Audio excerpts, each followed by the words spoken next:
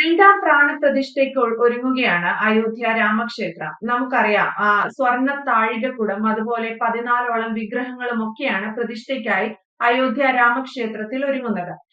Haridas sir, എന്റെ ഒരു ചോദ്യം എന്ന് പറയുന്നത്, അയോധ്യ രാമക്ഷേത്രം വന്ന അന്നു മുതൽ വിശ്വാസ സമൂഹത്തിനിടയിൽ ഇന്ത്യയിൽ ഉണ്ടാക്കിയിട്ടുള്ള ഒരു ചലനം എന്ന് പറയുന്നത് ചെറുതല്ല. ഒരുപാട് വിശ്വാസികൾക്ക് വലിയ സന്തോഷം നൽകുന്ന വാർത്തയായിരുന്നു അയോധ്യയിൽ രാമക്ഷേത്രം ഉയർന്നു വന്നു എന്നുള്ളത്. ഇപ്പോഴിതാ ഇത്രയേറെ വലിയ വിപുലമായ ഒരു ചടങ്ങോടുകൂടി രണ്ടാം പ്രാണപ്രതിഷ്ഠയും നടക്കുന്നു. വിശ്വാസ സമൂഹത്തിനിടയിൽ നമ്മുടെ രാജ്യത്ത് അയോധ്യ ക്ഷേത്രം നൽകുന്ന മാനങ്ങൾ എന്തൊക്കെയാണ്? അയോധ്യയില് വീണ്ടും വലിയ തിരക്കാണ്. ശ്രീരാമ ജന്മഭൂമിയില് രാമ ദർബാറിന്റെ പ്രാണപ്രതിഷ്ഠാ ചടങ്ങുകൾ തുടങ്ങിക്കഴിഞ്ഞു. രാമക്ഷേത്രത്തോട് ചേർന്നുള്ള ഉപദേവന്മാരുടെ പ്രതിഷ്ഠ, അതിന് 8 ശ്രീകോവിലുകൾ പ്രത്യേകം തയ്യാറാക്കിയിട്ടുണ്ട്, നിർമ്മിച്ചിട്ടുണ്ട്. ആ പ്രതിഷ്ഠാ കർമ്മങ്ങൾക്കും വേദി ഒരുങ്ങിക്കഴിഞ്ഞു. ഇന്നലെ സരയൂ തീരത്ത് വലിയ ആരതി ഉണ്ടായിരുന്നു, ജലാഭിഷേകം ഉണ്ടായിരുന്നു. ഇന്നിപ്പോ അനവധി നൂറുകണക്കിന് വേദ പണ്ഡിതന്മാര്, താന്ത്രികന്മാര്, സന്യാസി വര്യന്മാര് എല്ലാവരും രാമജന്മഭൂമിയിലെത്തി കർമ്മങ്ങളിൽ വ്യാപൃതരായിരിക്കുകയാണ്. വലിയ തിരക്കാണ് അയോധ്യയില്. ലക്ഷക്കണക്കിന് പേര് ഈ മുഹൂർത്തത്തില് രാമജന്മഭൂമിയിൽ ഉണ്ടാകണം എന്ന് വിചാരിച്ച് അവിടെ എത്തിയിരിക്കുന്നു. സുരക്ഷാ സംവിധാനങ്ങളൊക്കെ ശക്തമാക്കിയിരിക്കുന്നു എന്നതാണ് രാമജന്മഭൂമിയിൽ നിന്നുള്ള റിപ്പോർട്ട്.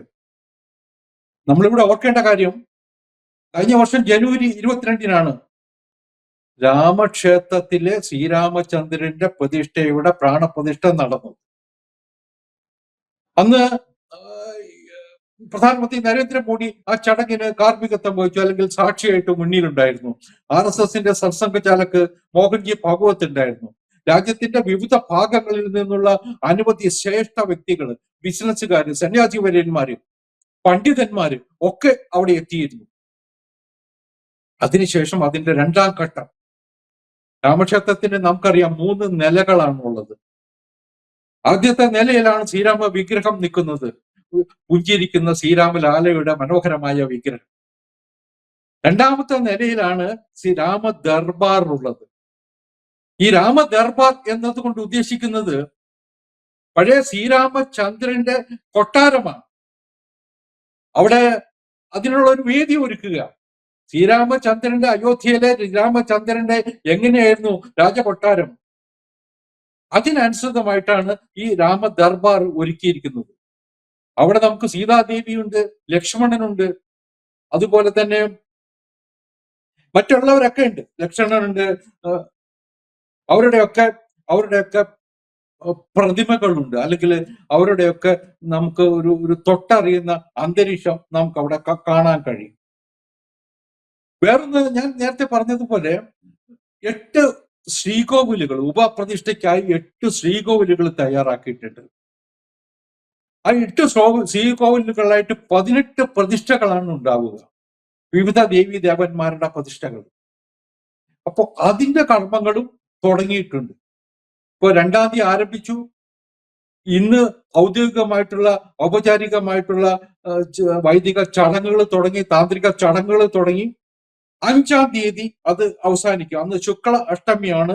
അതേപോലെ തന്നെ ഗംഗാ ദസറയാണ് 5-ാം തീയതി. അതാണ് അതിന്റെ പ്രധാനപ്പെട്ട വിഷയം. ഇനി 3-ാമത്തെ നിലയിൽ അയോധ്യയിൽ പ്രേക്ഷകര് അറിയേണ്ട കാര്യമാണ്. 3-ാമത്തെ നില രാമജന്മഭൂമിയില് അതൊരു രാമായണം ആലേഖനം ചെയ്ത് മുഴുവൻ, ആ ഒരു നില മുഴുവൻ വിവിധ ഭാഷകളില് രാമായണ കഥകൾ ആലേഖനം ചെയ്യുന്ന ഒരു മനോഹരമായ പ്രദേശമായിട്ട് 3-ാം നില മാറിക്കഴിഞ്ഞു.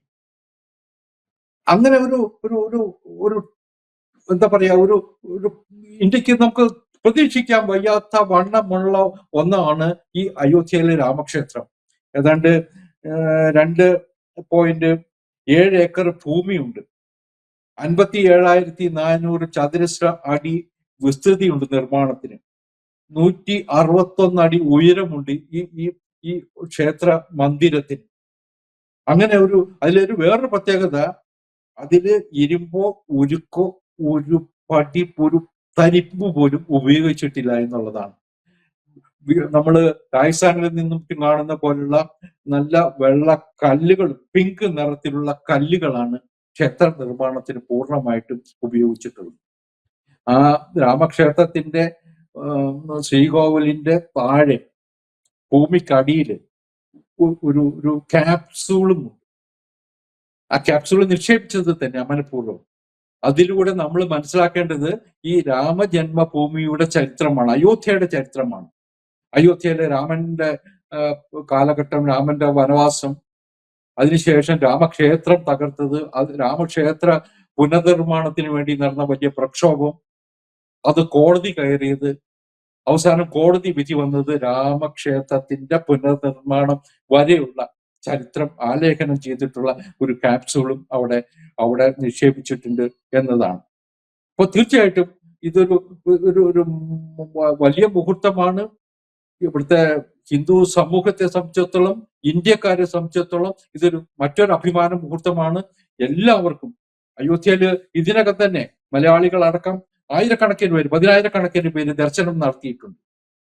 ഇപ്പോഴാണ് ക്ഷേത്രത്തിന്റെ നിർമ്മാണം പൂർണ്ണമായിട്ട് പൂർത്തിയാകുന്നത്. ആദ്യത്തെ ഞാൻ പറഞ്ഞല്ലോ 2024 ജനുവരിയിൽ ശ്രീകോവിൽ മാത്രമേ ഉണ്ടായിരുന്നുള്ളൂ. രാമലാലയുടെ വിഗ്രഹം മാത്രമേ ഉണ്ടായിരുന്നുള്ളൂ. പിന്നീട് അതിന്റെ മുകളിലത്തെ നില, മൂന്നാമത്തെ നില, ഉപദേവന്മാരുടെ പ്രതിഷ്ഠ, ഇതൊക്കെ കഴിയുമ്പോഴാണ് സമ്പൂർണമായിട്ട് അയോധ്യയിലെ രാമജന്മഭൂമി ഒരുങ്ങുക. അപ്പോ നേരത്തെ പോയി വന്നവർക്ക് ഒരിക്കൽ കൂടി അയോധ്യ സന്ദർശിക്കാനുള്ള പ്രചോദനം നൽകും ഇത് എന്ന് ഞാൻ വിചാരിക്കുന്നു.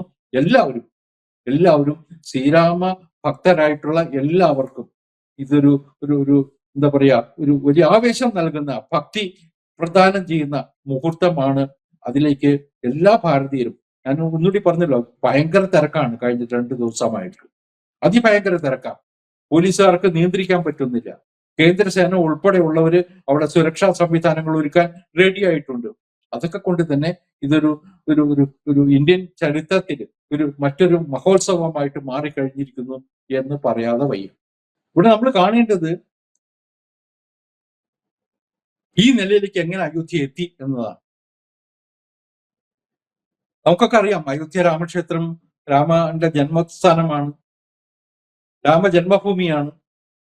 അവിടെ ഒരു മനോഹരമായ ക്ഷേത്രം ഉണ്ടായിരുന്നു. വിദേശ ആക്രമണികൾ വന്ന സമയത്ത് ഇന്ത്യയിലെ അനവധി ക്ഷേത്രങ്ങൾ തകർത്തിട്ടുണ്ട്. ഇപ്പൊ കാശിയുണ്ട്, മധുരയുണ്ട്. ആ കൂട്ടത്തില് തകർക്കപ്പെട്ടിട്ടുള്ള ക്ഷേത്രങ്ങളിൽ ഒന്നാണ് അയോധ്യയിലെ രാമക്ഷേത്രം.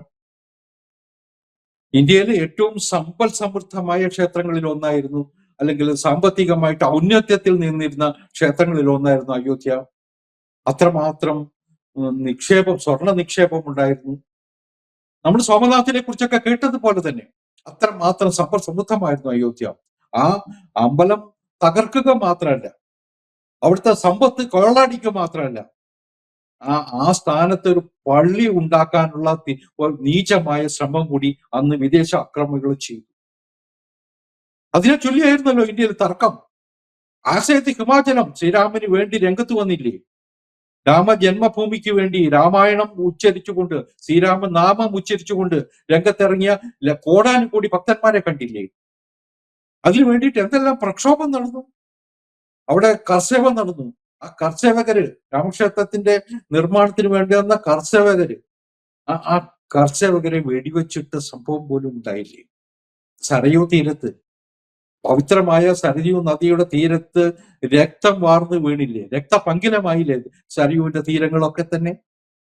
അപ്പൊ അങ്ങനെ ഒരു ഒരു ഒരു വീരോചിതമായ പോരാട്ടത്തിന് ശേഷമാണ് ഈ രാമക്ഷേത്രത്തിന് വഴി ഒരുങ്ങിയത്. കോടതിയിൽ കേസും വന്നു. സുപ്രീം കോടതി പറഞ്ഞു അത് രാമജന്മഭൂമിയാണ്, അത് രാമൻ ജനിച്ച സ്ഥലമാണ്, അതുകൊണ്ട് തന്നെ അവിടെ ഉണ്ടാവേണ്ടത് രാമക്ഷേത്രമാണ് എന്ന് തുറന്നു പറഞ്ഞില്ലേ സുപ്രീം കോടതി? അതിനുശേഷമല്ലേ ഇങ്ങനെ ഒരു മനോഹരമായ ഒരു ലോക ചരിത്രത്തിൽ തന്നെ സ്ഥാനം പിടിക്കുന്ന വിധത്തിലുള്ള മഹാത്ഭുതങ്ങളിൽ ഒന്നായിട്ട് മാറാൻ സാധ്യതയുള്ള, അല്ലെങ്കിൽ മാറിയിട്ടുള്ള മനോഹരമായ രാമക്ഷേത്രം എന്താ പറയാ, തല ഉയർത്തി നിൽക്കുന്നത്? തീർച്ചയായിട്ടും അതില് ഇവിടുത്തെ ഹിന്ദു സമൂഹം, ഇവിടുത്തെ സന്യാസി ശ്രേഷ്ഠന്മാര്, ഇന്ത്യയിലുള്ള അനവധി സന്യാസി മഠങ്ങള്, അനവധി ഹൈന്ദവ പ്രസ്ഥാനങ്ങള്, അവരൊക്കെ തീവ്രമായ പരിശ്രമങ്ങൾ നടത്തി. ഇന്ന് തിരിഞ്ഞു നിൽക്കുന്ന സമയത്ത്, പിന്തിരിഞ്ഞു നിൽക്കുന്ന സമയത്ത് അവരെയോടൊക്കെ നന്ദിപൂർവ്വം കൈകൂപ്പാതിരിക്കാൻ കഴിയില്ല. പക്ഷെ അതിലുപരി ഇതിനു വേണ്ടുന്ന എല്ലാ ഒരുക്കങ്ങളും നടത്തി, എല്ലാ ശ്രമങ്ങളും നടത്തി. ആ ക്ഷേത്ര നിർമ്മാണം യഥാവിധി നടക്കുന്നു എന്ന് ഉറപ്പാക്കിയത് ഇന്ത്യയുടെ ഇന്നത്തെ പ്രധാനമന്ത്രി നരേന്ദ്രമോദിയാണ്. ഉത്തർപ്രദേശിലെ ഇന്നത്തെ മുഖ്യമന്ത്രി യോഗി ആദിത്യനാഥ്. അതുകൊണ്ട് തന്നെ ഇതൊക്കെ കഴിയുമ്പോഴും ഇവിടുത്തെ അനവധി പ്രസ്ഥാനങ്ങളെ കുറിച്ച് ഞാൻ പറഞ്ഞു, ഹൈന്ദവ പ്രസ്ഥാനങ്ങളെ കുറിച്ച്, ദേശീയ പ്രസ്ഥാനങ്ങളെ കുറിച്ച് പറഞ്ഞു. അവർക്കൊക്കെ മുകളിലായിട്ട് തല ഉയർത്തി നിൽക്കുന്നത് ഈ രണ്ടു പേര് തന്നെയാണ്. അവർക്ക് തീർച്ചയായിട്ടും ഇന്നിപ്പോ ഈ ക്ഷേത്രത്തിന്റെ പ്രതിഷ്ഠാ കർമ്മങ്ങൾ പൂർത്തിയാകുമ്പോൾ അവിടെ രാം ദർബാറും രാമായണത്തിന്റെ ചിത്രങ്ങൾ ആലേഖനം ചെയ്തിട്ടുള്ള, രാമായണം ആലേഖനം ചെയ്തിട്ടുള്ള വലിയ ഓഡിറ്റോറിയവും ഒക്കെ വന്നു കഴിയുമ്പോൾ അനവധി എന്താ പറയാ ഉപദേവന്മാരുടെ പ്രതിഷ്ഠയും കഴിയുമ്പോൾ ഇന്ത്യയിലെ മഹാക്ഷേത്രമായിട്ട്, ലോകത്തിന്റെ മഹാത്ഭുതമായിട്ട് അയോധ്യയും രാമജന്മഭൂമിയും മാറട്ടെ എന്ന് ആശംസിക്കുന്നു. തീർച്ചയായിട്ടും ആ ദിവസങ്ങൾ നമ്മുടെ മുമ്പിൽ ഉണ്ടാവും, നമുക്കൊക്കെ അത് കാണാൻ കഴിയും എന്ന് പ്രതീക്ഷിക്കാം.